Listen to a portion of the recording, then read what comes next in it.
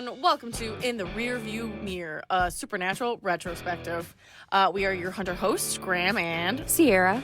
We are here to deliver you quality reviews on our own personal thoughts on every episode of the pretty well-known show, Supernatural. All 200? No, there's definitely not 200. There's 327 episodes. 327. We are talking about season 1 today, episode 2, 3, 4, 5, and 6. Grouping a lot together. Yes, we're going to start grouping these together just to make it a little bit more concise with this review. So let's get right into it. So we watched Wendigo, the Wendigo. The Wendigo. I'm going to continue to say Wendigo, and I'm going to smack my hand every time I say it. Or you can smack me. Actually, don't smack me. All right. So it was about the Wendigo, that was killing people. Cool. Now, moving on. Yeah, it killed the, that's sad, though. The guy was in Glee. Corey something? Sure. Yeah, he was in Glee, but he actually died in real life, so, that's sad. Really? He was in that episode? Yeah, he was the guy with the sat phone. He was the brother they were looking for. Are you serious? Oh, he's really young. You don't I did not remember. I literally, when we watched this, I was like, bro, it's the guy from Glee. And I was like, sure. Went over my head. Okay, and the other episode we watched, next episode we watched is Dead in the Water. That was a lot of people started to drown super close to each other in this small town lake. So pretty suspect. Yeah, which I thought was really funny because the whole time the guy was like, they're just drowning. I'm like, 4 people have drowned. Drowning, whatever. And you're like, nah, they just drowned. Are you kidding me? That's not suspect at all. Well, he was just like, people drown, and they're like, this many in the same family, so close together. Also, they're kind of related. You don't think any sus? You're not connecting the dots here, there, Sheriff? No, yeah, whatever. Okay, so next one was Phantom Traveler. Quality. The plain one. Or the whole time when we were watching it, I was like, this is Final Destination. And Sierra's sitting over here like, really? I've never seen it. I haven't seen... I think of when I think Final Destination is I guess they're in a car and they're driving behind that log truck and the chain breaks and then it slams through. That's all I know about Final Destination. What are you talking about? That's the 4th one. Yeah, and that's what I'm saying is that's all I know about Final Destination. That's how uneducated I am. Oh, no. Because, when those came out, that was scary. Oh, no. No, all I could think about was just that, it was flight 180, and then half the time in Supernatural, they were like, oh, it's flight 280, and I was like, flight 180? Flight 180? It was 2784. It was a 4-digit number. Listen, but all I could hear was flight 180 because, that's what happens in Final Destination. Well, I don't know because I haven't seen it. Well, that was the whole thing then. So Phantom Traveler, there's demons taking over planes and crashing them. Yeah, that's the whole episode. Woo! But yeah, all I could think of, it was a good episode. Oh, really funny note. So she's just this is kind of a convoluted plot. They're getting on the plane and blah, blah, blah, and doing all this. She's like, why don't they just call in a bomb threat to stop the plane? And I'm like, a bomb threat? It is 2005. 9/11. She's like, they don't have to actually do it. And I'm like, it is 2005. 4 years after. It's still a little too soon. For the audience, as the audience. And I say the audience, and she was... Oh. Yeah, I was like, oh, yeah, I guess She was right. not picking up what I was putting down. No, I wasn't. Second to last episode we watched was Bloody Mary. Again, I think it's a pretty classic episode. So it's about Bloody Mary. Yes, Bloody Mary. You say her name 3 times in the mirror, she comes and kills you. Yeah. Continuing on. Last episode we watched was Skins. That was that shapeshifter episode that, honestly, I had no idea what it was about. I thought it was a werewolf episode, and Sierra's like... So good. She was like, oh, the werewolf. I'm like, this is the shapeshifter. This is the first shapeshifter episode. What are you talking about? Yeah. She's like, oh, the one where it's it looks like Dean. And I was like, Yeah. When I saw we were watching Skins next, I was like, oh, hell yeah, this is an episode. Super excited. I just kind of forgot all of it. I kind of forgot all of these, I feel like. I'm sorry. You forgot all of these? To be fair, yeah. Going into it, You remembered the thing in Bloody Mary about Jess, and I was like, what secret did Sam have? Yeah. Well, because, a lot of these, they don't really have to deal with the plot as much. They are definitely, filler-based episodes, but they're the first few episodes that you actually do need to see. Yeah, and I mean, the episodes so far, they got to do 2 things for us as the audience. They need to expand the lore world build, really. What are the creatures that exist in this world, and how do you kill them? And it also has to give us more information about the characters, because if you don't like the characters, the show isn't going to last. And so that's why this show ended up with 15 seasons when really it probably shouldn't have. No. That's because we loved the characters. We did. That's why we got to 15 seasons. We had this long conversation on how, and I had to explain that if you can have character-driven episodes, movies, character-driven stories, they will be inherently better than any plot-related stories. Because if you are invested in the characters and you care about what the character's doing, you do not care about the plot because you want to know what continues on. You want to know what's happening to these characters. That's why we have all, like, here you go, coffee shop AU. Right. You want to see, you don't care. You care what happens to them, but you don't care what happens or what they go through, but you want to see them go through. You want to see how they go through these things that they're put through, because you want to see how they would react, and you want to see them do things because you like them and you want to see more of them. Yeah. So setting this up that you do definitely need to see these episodes. I mean, they're just good episodes. Well, first of all, yeah, of course, they're scary. They're all scary. I absolutely had a light on watching them. Very scary. Yeah, I thought they were definitely like spooky. They did a really good job. I mean, like with Dead in the Water, they got all the drowning. She's in the bathtub, struggling, gonna drown. And they come in. No, the dude who drowns in the sink. Oh my god! I was like, have you never seen? He rolls up his sleeve. This is a weird thing that happens. The water just goes really gross, and then all of a sudden it fills up. But the drain wasn't blocked or anything. We can see that it wasn't.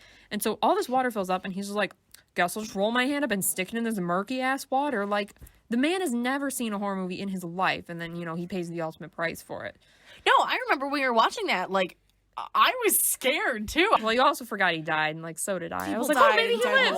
Oh, my God. I was like, I'm pretty sure the main girl in the beginning, who drowns, I was like, I'm pretty sure she dies, and then he's, like, sticking his hand in the water, and I was like, does he drown? Oh, well, he is drowned. Oh, he's dead. Oh, he died. I don't remember this. Well, we were like, maybe he's not dead. And then they did the and they cut where they cut the commercial.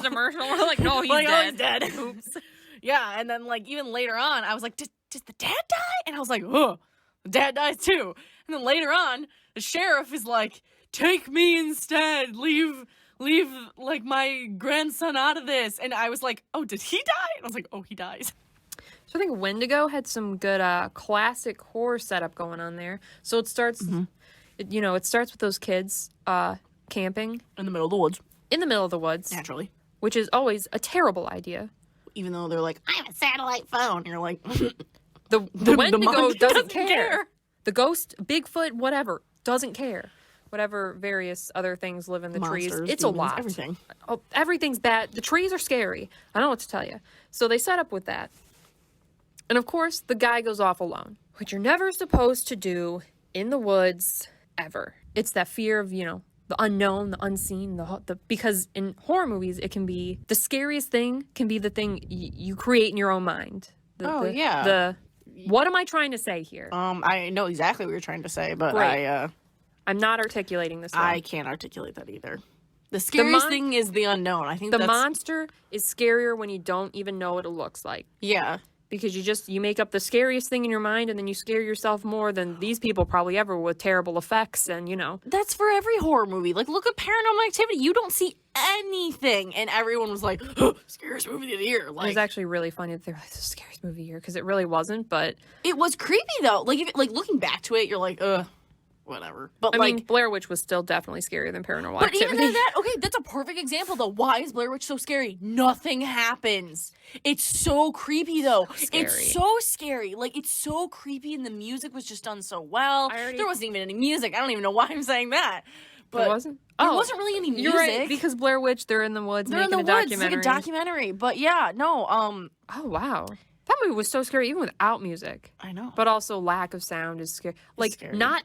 Removing things is scarier than really adding them, I think is actually, the takeaway here. That's why all these beginning episodes of Supernatural are so scary, because, like, even in Bloody Mary, like, you see her, but she's just, like, in mirrors and everything, and she just pops up, and then she's gone a half second later. You're like, what was that? I don't like that. And she's all dark, and she's basically just a shadow, but it's still, like, she's not just a shadow.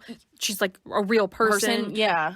but she's got the ring look. Well, Is that... Yeah, the ring. I was literally about to bring that up. I'm comparing Bloody Mary and Phantom Traveler not Phantom Traveler. I'm Dead comparing in the Water. Bloody Mary and Dead in the Water because those were both ghost episodes. And you don't see him. Like, I mean, Bloody Mary you see, but like in the Dead in the Water episode, the little boy that dies, like, you don't see him until the end, until he's in the water. And you're like, oh my God, that kid is terrifying. Who's just like peering his little eyes out of the water. And you're like, oh, that was scarier than if they had him out of the water. Literally. Or like even most wet. Like, you don't see his whole face, and for some reason that's way creepier. You just see like literally like barely the top of his head. Like almost like he's like looking back at you. You see you see his eyes. You see the eyes, you don't see the nose. It's yeah. eyes and then like forehead. you see like his like arms kind of like they're like floating. And it's just really like, oh yeah, it's really creepy. Less is more. Yeah, less is more. Well, because like, and for the Wendigo episode, like, I was just creeped out because you're just hearing like woo in the background, like Russell. There's also a cave. Oh yeah, caves are scary. Caves are scary. Yeah, like another tick for the horror movie tropes. There's a cave, and it's an abandoned mine shaft, I believe. Yeah, it was. Yeah. Oh yeah. Well, because that was the whole thing. Like where they live. That's like the lore of where they live. Yeah, we'll get into that though for monsters later. But yeah, that was like the whole thing. No, but I like these because this always just sets up for following things. Like there's really not canon to follow at this point because they're setting up the lore. Even though, cough cough, Phantom Traveler, we don't see the spooky sand mist of the demon anymore. It's not even sand. It's like beads. Really? It looks like sand. It doesn't look like sand. It kind of looks like sand. Compared to smoke, like if you're comparing like smoke and sand, Phantom Traveler, and I think it's only this episode. It's like this is the only episode they have the demon, and it was so cool. But here's the thing: demons, become a lot more regular occurring in the show, and so they ain't got the time to be making fancy beaded looking demon smoke, sand, gunk, demon gunk. Yeah. Demon gunk. I do like, though. So they had to switch it up and make smoke, which still looks pretty cool. But, I really liked how they did the demon here. Yeah, and then they follow it, like, even with the first ghost episode. Think it was for Dead in the Water or Bloody Mary. Honestly, I can't remember. They were like, oh, we gotta salt and burn the bones. And I was like, oh. Salt and burn the bones? I think that was Bloody Mary. It's Dead in the Water. And I was really excited because I was like, oh, here they are. They're explaining the salt and burn. I love it because obviously they don't need to explain this because they know what they're going to do. I guess they could explain it. They're explaining it to Sheriff Guy. Yeah, they're explaining this to the audience though. But they're really explaining it to us about how you have to go find the body. You got to salt it, splash with holy water, burn it. Yeah. Right? Did they have to splash with holy water? I don't remember. All right. At least they mentioned it. So now we know for future that like, oh, this is what they do. They're establishing this is their life. These problems, all these monsters, and then how to take care of them. Mm-hmm. Like the Wendigo, it's fire. And sometimes you have a flamethrower and sometimes you have a flare gun and you just or Molotov cocktails and you just do with what you have. Ghosts, yep. We salt and burn, and then demons, I guess you exorcise is what they came up with. Okay, let's talk about I was thinking based on what my favorite monster was on all of these, or like what I guess yeah. And I thought it was the Wendigo because like I really like the lore because of like Until Dawn came out, and like I thought that was actually like really interesting, even though I think when the original Supernatural episode came out, I could care less about the Wendigo. But I also really like the Shapeshifter because like it's so interesting. But I have to say I really like the Wendigo. They followed the lore very well on the Wendigo. To the extent of our Wendigo lore knowledge. Well, no, because I remember I looked it up because I was curious about when Until Dawn came out. And so like I remember looking it up and being like, oh, is this the kind of true lore? And it was supposed to be a human who turned cannibal and they were like cursed or whatever. But I really liked in Supernatural that they followed the lore of it can mimic people's voices, which honestly made it creepier because, you got someone calling for help and you're like, oh my God, my brother or sister or whatever, we have to go help them. And then you're like, shoot, that's not them. And then like they're like really fast and creepy and just they dwell in caves. And I thought that was creepy and I really liked that lore. And yeah, you can only kill them with fire, which is kind of hard. Most people don't carry a flamethrower around, so Most people don't. Yeah. And most people don't have, fire bullets or anything that would be helpful. And I remember even in the Wendigo episode, Sam and Dean were like, well, all the stuff we brought is useless. Yeah. I Like, remember it's that. useless. They're like, great, guns are worthless. Like, all of this, they were like, it's just gonna piss them off. And, like, it's just not gonna work. They're like, we need to get out of here. Like, we're just in this hunter ground. Like, they were scared, which is kind of funny thinking back to it now that they were like, we gotta go. Like, screw your brother. We gotta go. Like, it's really funny because they're like, yeah, we gotta go. They keep doing this. They're just like, this is too big for me, man. we gotta go, yeah. I forget their very humble beginnings in season 1. Oh my God, like they were only taking care of vamp nests? Like, and ghosts, apparently. Well, yeah, like going to the demon, they were like, oh, is this a demon? Like they didn't know what the demon was, which was really funny. They're like, is this? I don't know what this is. It could be a demon. And Sam I'm like, didn't know the exorcism by heart. Oh, I know. I think I knew it. I was doing? like, Exis te amo still spiritus. Like, just like reverberating back to all the times I've watched Supernatural. And Cristo. And Cristo, oh yeah, the demon, yeah. Like, we never really hear that ever again. We might. I don't know why. I think we did one time. And they were like, this is too hard. Which is funny. I don't know why they... This is like the easiest way to tell if it's a demon. Well, that's the thing. I think is they don't really need it because they can figure it out now. Because they're not, usually they're like splashing holy water. Stupid. And I'm like, just Cristo. Yeah, they just have enough experience now. They're just like, that's a demon. Yeah, I guess. No, but I like the demon that, we get the demon and the boys. Yeah, going back to the boys of, this is too big for me. I'm like, the demon is too big for you. Oh, you are in a rude awakening. We gotta call Dad. There's one whole demon. Oh, yeah. Oh my God. More like, boys, get it together. I You're the Winchesters. They were like, we have to call John. We have to call him. He's got to deal with this. I was like, Dean, what? I wish Dad was here. Like, no, you don't. So funny. And I felt really bad that, but then, ghosts were easy. Like, they were just like, it's a ghost. Easy. But then I like going back to the roots where they had to investigate because, for Dead in the Water, it was a little boy who was murdered by fucking bullies. I'll bleep that. Just very passionate about that, apparently. But he was bullied and they killed him. And we were talking like, how long are you holding this poor child underwater? And you're like, man, he dead. Yeah, I get horsing around. Yeah. But do they really not understand that you can drown people? Murder is wrong. Murder is wrong. A sheriff should know that. Yeah.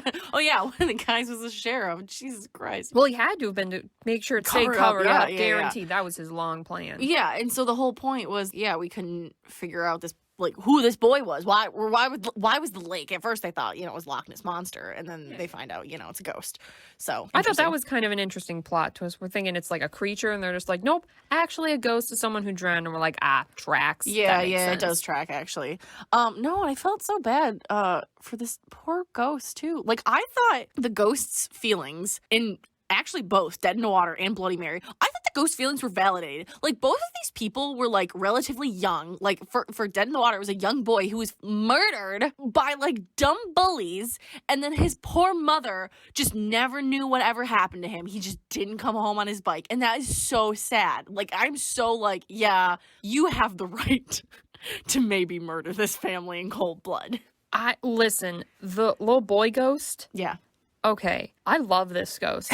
Yeah. This ghost planned... Okay, so generally I feel like the pattern in this show is that ghosts generally exact revenge soon after their death. Yeah. They're murdered or wronged or whatever the hell happens to them. This kid waited decades. This ghost was waiting in that lake for decades. All right, man, you know what I know what's gonna happen. You're gonna build a family. You guys are gonna build families, and then I'm gonna take your loved ones from you one by one. All of a sudden, and then before you even know it hits you, you're gonna come in this lake, and I'm gonna drown you, and it's gonna be great. I love this. This ghost thought this out so well. It's oh my god, so much thought went into this revenge plan. Yeah, I respect it. I respect this 10-year-old boy ghost. You did it, buddy. Killing people's bad, but yeah, but no, he's validated. He was killed first. Yeah.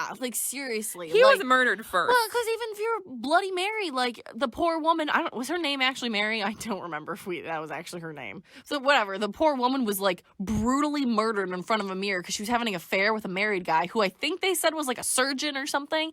And so he cut out her eyes surgically, and it was just really creepy. And I was like, yeah, F that guy. go kill people who have hurt other people. These poor ghosts hitting me right in the feels. I'm like, You feel bad for them. I do feel bad you for feel them. sympathetic. You feel sympathy for these ghosts. You really do. Yeah, and also, honestly, if you don't feel that any of their feelings are validated, is actually probably a great point that you won't care about these characters. And you need to care about the characters. Yeah, you could hate the character. Guess what? Hate is a feeling. Some of my favorite characters are evil. Most of your favorite characters are evil. Name a favorite character who's not kind of evil. I'll wait. I don't know. What do I watch? Well, you watch Supernatural. Wait, who's my favorite character in Supernatural? Crowley. Oh. If any, he's at least ambiguous. Yeah. I guess you're right. Vampire Diaries, Klaus, evil. How about Lucifer? Is he evil? In the show Lucifer. Not the Supernatural Lucifer. Although I was just came for that. do you like any other? You like Dean, I guess. Yeah. But I mean, he's not evil, so I guess that's one character you like who's not evil. Oh, that's funny. Yeah, I guess you're right. I mean, but come on, my first three were all evil. They were. I'm like, who are your faves? They're all evil. They are. But guess what? They're written great. So I don't know. I know that you liked the Wendigo the best, but oh man, I don't know. That shifter, oh, that's spooky. Yeah. First of all, you just come in contact with somebody, you just touch them, and then you can just shift. You can become that person. As gross as it is. Well, yeah, that was really gross, and they did that actually really well. It was so gross though. Yeah, it's. I was like, is that an ear? oh yeah, and the teeth are falling out. And, Oh yeah. Oh yeah. Oh yeah, that was gross. But I mean, the episode was so interesting. And then the shifter was really just, I think, out of here, my favorite. I mean, besides the Dead in the Water ghost, he was just, his plan was so good. I just really liked that ghost. Really did. But I think the shifter for me overall was the most interesting. And maybe it's also because we don't really see the shifter come up as much later, which is really sad. That's really unfortunate, because that would have been a way cooler filler episode than another ghost. They definitely do that. Well, actually, funny enough that I don't even think for the Wendigo they don't even mention it ever again. But the shifter, they definitely mention, like, is it a shifter? And then it's not. But there are a few other shifter episodes, which is really interesting, and they do keep on that like nice little canon of like, oh, like, is there a flare in their eyes? Like, which is like really creepy, and like that's a cool thing to tell the difference on. Is there their gross meat suit that like they have to shift? You see any skin and globs? Yeah, anywhere? And then you know, like them being able to like take on the persona of whoever they like touch. And I don't think they explain it in this one. I think they just need DNA, or if they touch them. That's true. They don't explain it, but we do. I think probably I later think we find like, out. They just need some hair. You just have to. Yeah, do they? I think it was. I thought you just have to. They have to come in contact with their DNA somehow. Yeah. And then they're able to shift into that, which is, I mean, it's pretty easy. I would assume to get that anywhere if you're not really checking. Just go raid someone's garbage. Yeah, if you don't really care who you shift into, but you need to shift into somebody. Yeah. So I thought that was interesting though, that you could just be the person, like be the person, like have all their memories that they do, which was really interesting. We have to have good written characters, and we do find a lot about Sam and Dean's past, I think. Oh boy. I can't even believe how quick we get into their trauma. Oh yeah. Oh like my God. We really do. Because I remember we were talking about it was in Dead in the Water. Dean maybe looks like just like, you know, the stereotypical Dean. He's just like big man and tough dude and blah blah blah. And yes, his persona. toxic masculinity. Yep. You know. Classic Dean. Yeah. Naturally. And then you find out like he's like, yeah, I'm good with kids. Which, first of all, was really funny because Sam says, name 3 kids that you even know. Yeah, and so for Dead in the Water, that this poor kid's not talking, and Dean's like, you know, like, I witnessed a trauma, and, like, I didn't talk like you. And, Sierra, you were just talking about a post that you read that someone said that he was silent for a year? Right, yeah, in John's journal, apparently it says that, I don't remember when this supposedly comes up, but it says that Dean didn't talk for like about a year after Mary's death, and then I read this post, and then that day, we watched this episode, and I was like, whoa. They mentioned this? I don't remember this. this. Like, I was like, oh, like, so that really just gives you a background of, like, Dean's just really not Like, it most likely is probably a front. Like, Dean is hella traumatized. yeah. Even in, like, the Skins episode where we see Dean, well, Dean's not the shifter turning into Dean, but this shifter is, like, reliving all of his memories, and he is, like, 6 episodes in, and this being is telling us, the audience, this boy is real messed up. He has some trauma, like, real bad. Oh, and buddy, he's mad at you. Yeah, yeah. They Seriously. go into Dean's jealousy that Sam got to go off and go to college and be his own man, where Dean had to stay home with John and hunt. Well, and they even go on about how he said, like, oh, everyone's gonna leave him too, like, we're gonna do it. In reality, that's kind of what happens. First Mary leaves him, and then Sam's going off to college, and now, like, John's manning him now, and then, like, it's rough for Dean right now, and he just feels like he has a lot of trouble. And I think that's so interesting because, like I said, I guess the first few episodes, I would assume that Dean is this, macho man who just The contrast between Dean's persona and what Dean actually feels is very interesting, and it is very compelling through this entire show. And they do it early on. I think that's why I'm just like, episode 6, man. Oh yeah, I was shook that we were going into Dean's psyche so deep so quick. I was like, oh, we're talking about his abandonment issues? Yeah. Already? Yeah. Already here? And, oh, wow. and I think maybe they just kind of, like, brush it off, but I was just like, oh my God, like... Oh, well, I mean, because we already we have a lot more context, and we're like, oh my God. And this was so early. This is season 1. This is episode 6. Yeah. And we're talking about, Dean's got issues with Sam going off to college, which we already kind of knew, but, like, not really. Mm-hmm. But not really Not until to this the point episode. where he was like, this supernatural being is like, yeah, your brother is mad at you. Like, Ooh, he's more jealous. He clarifies. Yeah. As he downloads more memories, which is really creepy and weird. Ugh. But I also liked the parallels between the shifter and Dean, and I think that's why the shifter liked Dean so much, was because they felt isolated from everybody else. They felt different, and which I thought was really interesting when he's talking to The girl. Rebecca, I think it was. I think it was Rebecca. Yeah, it was Becky. Yeah, so when he's talking to Rebecca, he's really just giving us, you want to be loved. And I was like, oh my God, that's Dean AF. I'm so stressed out. Why are you saying this? And it's so funny because I love the show, but I didn't really rewatch the episodes really obsessively, at least the early ones. And so to come back, and this is almost like a first review for me. And so to come back and just to see them going this deep into these characters so soon with stuff I just forgot we knew so early on, it was crazy. Yeah, I don't think a lot of people watch these episodes because a lot of people just thought they were fillers, and in a sense, I guess they are, but, like, you don't get this deep-rooted early access or early on stuff that it's almost like this is just already hardwired into their character, but... Usually it's like mentioned, stuff like this will be kind of mentioned in passing. They'll sprinkle it in. They're not going to be like, this guy's got a lot of trauma in here. I mean, also most shows don't usually have shifters that download your memories. Yeah. And analyze them. I mean, we get a softer side to Dean with when he was helping that kid, like I said. Like, Dean is so soft. Oh my God. He is. Yeah, and then even for the Bloody Mary episode, like, I think he's kind of worried about, like, what was going on. He was worried for Sam's safety because, like, Sam wanted to take the bait, or be the bait for Bloody Mary, and it was just... And then even in Phantom Traveler, when Sam was like, I'll go do this by myself because you're terrified of flying, Dean. Whatever. Dean's like, no. I need to watch her back. Like, terrified, but I'm going to watch her back.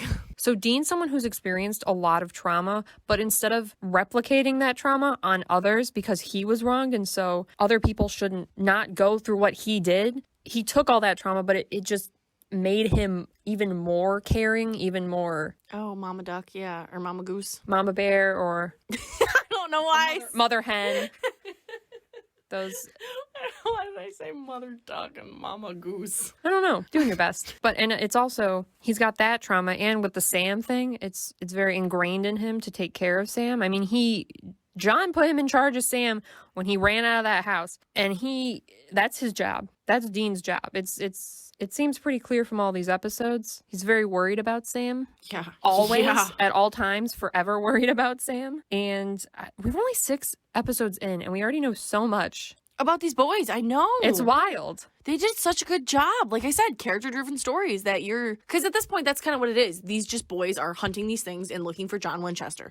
That is all we're doing. And that is good.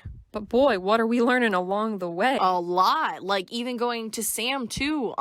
When Dean was captured by the Wendigo, Sam was like, we gotta go find my brother. And then even the people, like the wildlife service guy or the hunter, the PI, or the guy who was there who was like, look at me, I got a shotgun, I'm gonna shoot this bear. And then he dies because, like, it's a flippin' Wendigo.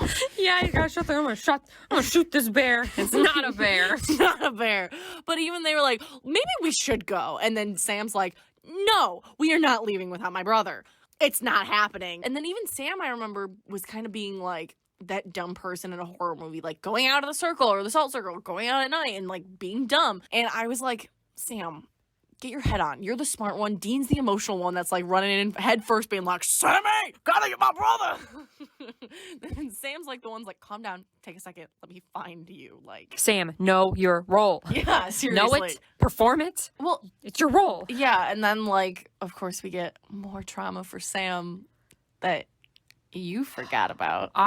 Oh my God, I did not remember this at all. So in Bloody Mary, because Sam was able to be used as bait because Bloody Mary's MO was killing people who had like let others be killed or like influenced someone else's death, I Right. guess I would say. whether on purpose or an accident. If they felt guilty over their death, that maybe they had a hand in somehow. I remember going, oh no, I forgot, because Sam said something along the lines of like, oh, I have a secret that you don't know, Dean. Dean's like, what? And he had visions of Jess's death before. And I just remember just oh no. And Sierra's like, what? No, don't tell me. I don't want to know. What happens? For the record, I have seen every single episode of Supernatural, but again, I don't remember. And so I'm sitting there, I'm like racking my brain, watch this. I'm like, oh my God, what did he tell her about hunting? No, he didn't tell her about hunting. That's stupid. What does he know? What did he tell her? What happened? And then As I'm sitting here scratching on my notebook, like, visions, like, well, we don't know now they're visions, but visions they were plural, visions. but He had dreams of Jess dying, burning on the ceiling. Mm-hmm. Same way, and that is horrible. I have such a traumatized look on my face. She does. It's so sad. It was so actually Sammy. I did forget about that, and I was really sad that I was like, oh yeah, I forgot. And just knowing that, and because that is horribly guilty, and that just makes sense because the whole episode in Bloody Mary is he's just having nightmares, he's not sleeping, and like Dean's like, come on man, just like get over it, just get over it. Oh my God, you're right. They did build up into that. I didn't even notice. And then after, like, yeah, because he doesn't want to sleep because he's and it's he's the rehabbing guilt. these nightmares. Oh Yeah, my no, God, and that's it's the these guilt. guilt. And not just because she died because of him, but she died, and he knew it was gonna happen. He didn't know it was gonna happen, but he believes, he's guilty about. He's like, I could have somehow prevented this. Because in a sense too, because he obviously knew about his mom. Yeah, they would be like, yeah, she was burning on the ceiling, and for him to have the same dream, and I think.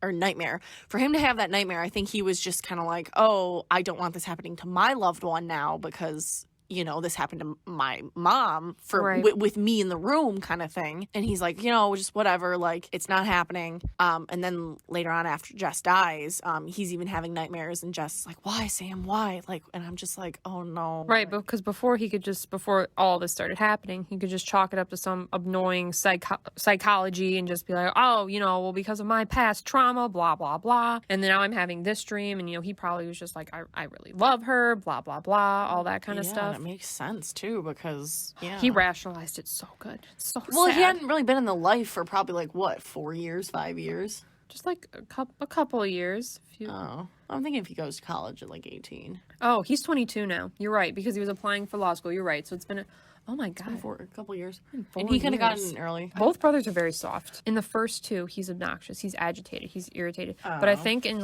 once we get to 3, 4, 5, and 6, Sam starts to come back into his role as talking to the victims, connecting with them emotionally, with sympathy after Jess, because this was before Jess had died and he was all irritated and the first couple of episodes. But now that he's sort of rededicating himself to the life, going back on the road with his brother, he rededicates himself to this life, saving people, hunting things, family business. Just back into the life he tried to abandon, and I think he's starting to think that he may never be able to leave it again. Yeah, not after. Yeah, especially. I know. He's like, this is just gonna follow me the rest of my life. Well, Dean's really little reinforcing bit. that idea too, being like, You still have friends? oh yeah, he was like, you still have friends? What are you gonna do? What are you gonna lie to them? Blah blah, blah all this stuff. And I was like, What do you oh, tell him? He's okay. like, tell him after Justin needs some time off, going on a road trip with my brother. So you lie to them. Like, yeah, I guess. I mean, he can't just, you know, be like, just hunting, ghosts, demons, vampires, all that fake stuff, hunting it. It's real. Killing it, burning their bones, grave robbing, whatever. It's not grave robbing, really, because they're just, Grave desecration? Yeah. Yeah. They're just desecrating the graves, they're not robbing anything. It's more just destruction. Also, going back to the saving people, hunting things, family business thing, I totally forgot that's in the second episode for Wendigo. I think everyone always assumes it's in the first episode. And then we watched the pilot and I was like, oh, okay, I just didn't think about it. And then, like, the second episode came in and I was like, oh, there it is. By everyone, do you mean you? Because I remembered that it wasn't in the first episode. I guess. I guess one of the three me. things I remembered from this season is that saving people, hunting things, the family business was not in the first episode. I was also like, I think Dad wants us to pick up where we left off. That was it. Yeah. Yes. Oh, so good. I think Dad wants us to pick up where we left off. Saving people, hunting things, the family business. But I liked all these episodes, actually. It was a good time rewatching it. I feel like now that we're rewatching this, now that it's stuff that I haven't seen in a long time, I know you said, Sierra, that, like, you didn't rewatch a lot of these episodes. I know that I've definitely seen every episode between probably, like, seasons, like, 1 through, like, 8 or 9. I've seen at least, like, 3 times. All right, I'll take it. At least 2. I know. Some of them, I say 3 because... 2 is probably reserved for season 7. Yeah, and a few, like, random filler episodes that I was just like, I don't really care. But I definitely know I've watched these ones, like, maybe, like, 5 times, but that was, like, years ago. And I definitely was surprised that I didn't remember as much as I thought I did, even though I was like, oh, I, like, kind of slowly am, like, remembering. But, like, I don't know. For me, it's a mix of, like, I've definitely forgotten, like, the big things. Like Sam, we hear in season 1 that Sam had visions about Jess's death before it happens. That's a big thing I forgot. But there's also, like, the little things you forget. Like, just the fun Dean attitude, the stuff that he says, and all, like, the brother stuff you forget about. And you see it, and you're like, oh yeah. Those brothers being assholes. Really good. Really quality stuff. Overall, 5? 5 episodes. This would be 5 episodes. All 5 of these episodes were pretty solid episodes. They were. Themselves. You learn about the lore a lot. We continue to expand the supernatural universe that we're new to as viewers. And we also learn a tremendous amount about the psychological trauma of our 2 main characters. This is so wild that we learn so much about them. And we're also staying along the nice plot line of Sam and Dean finding John Winchester. Yes, they're making their way. Phantom and Phantom Traveler. The guy says, that if you call John's cell phone now, it gives them Dean's cell phone number to call in case it's an emergency. So troubling. Yeah. So their search isn't going great. Not optimal. They think that he thinks he's going to be dead, or that he already is dead, because if he changed his voicemail to Dean's newish number, that something might not go so well for him, and if someone needs to contact him for spooky reasons, to call Dean. I guess we'll just have to see where the next few episodes take us. Yeah.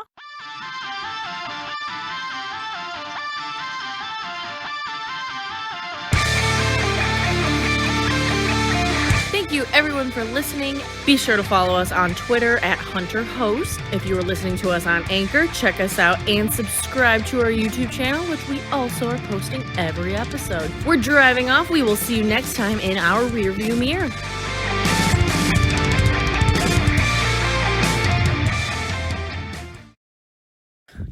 We're never doing 5 again.